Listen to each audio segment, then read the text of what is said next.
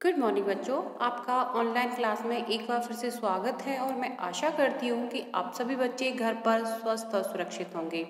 बच्चों, आज हम कक्षा 3 की हिंदी व्याकरण पुस्तक पंखुड़ी का पाठ 19 कहानी लेखन का अध्ययन करेंगे।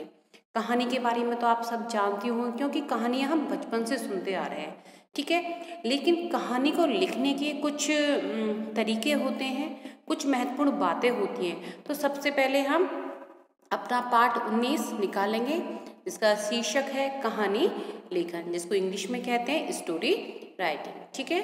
तो बचपन में कहानियाँ सबने सुनी होगी क्योंकि हमारी दादी नानी जब हम छोटे छोटे थे तो हमें कहानियाँ सुनाती थी, ठीक है। लेकिन जब हम कहानी लिखते हैं तो हमें कुछ बातों का ध्यान रखना चाहिए। क्या क्या बातें हमें ध्यान रखने योग्य हैं, इन सारी चीज़ों का अध्ययन हम इस पाठ में करेंगे, ठीक है। तो देखते हैं कि कहानी लिखते समय हमें किन किन चीज़ों को याद रखना चाहिए। तो पाठ 19 कहानी लेखन।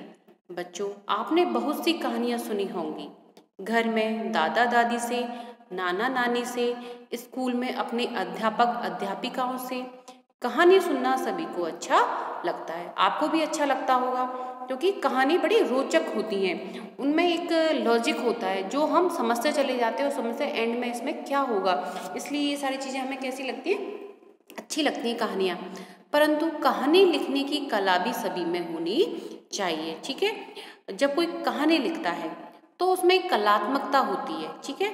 तो कहानी लेखन में निम्न बातों को ध्यान रखना चाहिए। किन किन बातों का ध्यान रखना चाहिए कि भाषा सरल एवं रोचक होनी चाहिए, ठीक है। सबसे पहली बात क्या है कि जो कहानी की भाषा है वही तो सरल होनी चाहिए, उसमें क्लिष्टता नहीं होनी चाहिए, ठीक है। और रोचक होनी चाहिए जिससे कि सामने वाला जब उसको सुने तो उसको उसके अंदर रोमांच आए, उसमें उसको आनंद आए।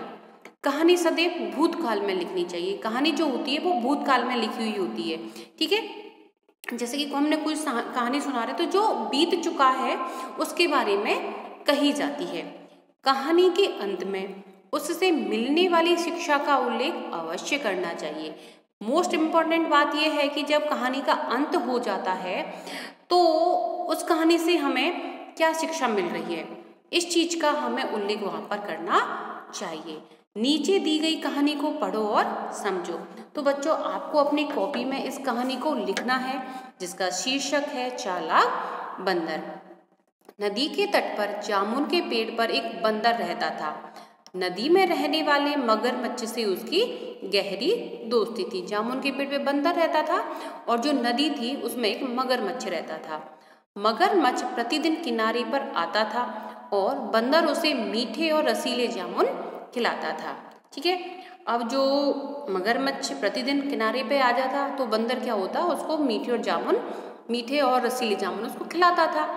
मगरमच्छ अपनी पत्नी को भी वह जामुन खिलाता था। जामुन खाकर उसकी पत्नी बहुत खुश होती थी। उसने एक दिन मगरमच्छ से कहा, जब ये जामुन इतने मीठे और स्वादिष्ट हैं तो उसे खाने वाले बंदर का कलीजा कितना मीठा होगा। मुझे उस बंदर का कलीजा लाकर दीजिए। ऐसा किसने कहा? मगरमच्छ की पत्नी ने। किससे कहा? मगरमच्छ से कहा। मगरमच्छ ने बंदर के पास आकर बोला, आज तुम्हारी भाभी ने तुम्हें दावत पर बुलाया है, आओ मेरी पीठ पर बैठकर मेरे घर चलो। अब बंदर उसकी बात को मान जाता है। बंदर हंसी खुशी उसकी पीठ पर बैठ गया। चलते चलते मगरमच्छ ने कहा, मित्र मुझे माफ कर देना, दरअसल तुम्हारी भाभी तुम्हारा कलीजा खाना चाहती है।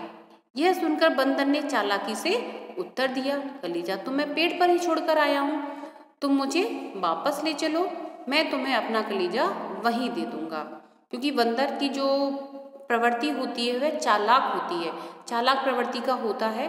तो उसने अपने स्वविवेक का काम लिया और उसने कहा कि अरे मेरा कलीजा तो पेड़ पर ही रह गया है, तुम ऐसा करो मुझे पेड़ पे छोड़ दो, मैं तुम्हें अपना कलीजा वहीं दे दूंगा।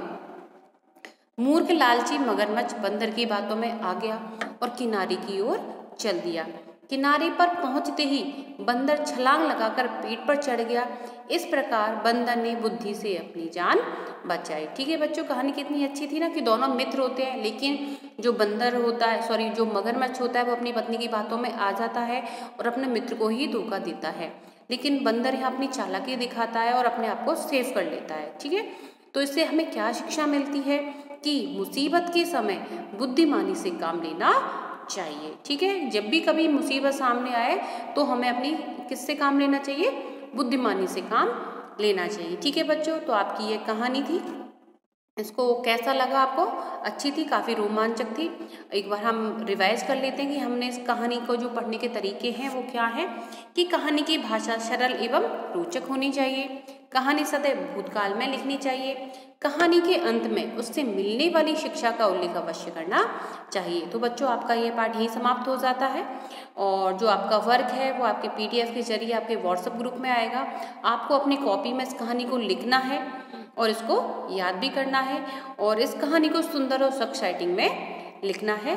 धन्यवाद।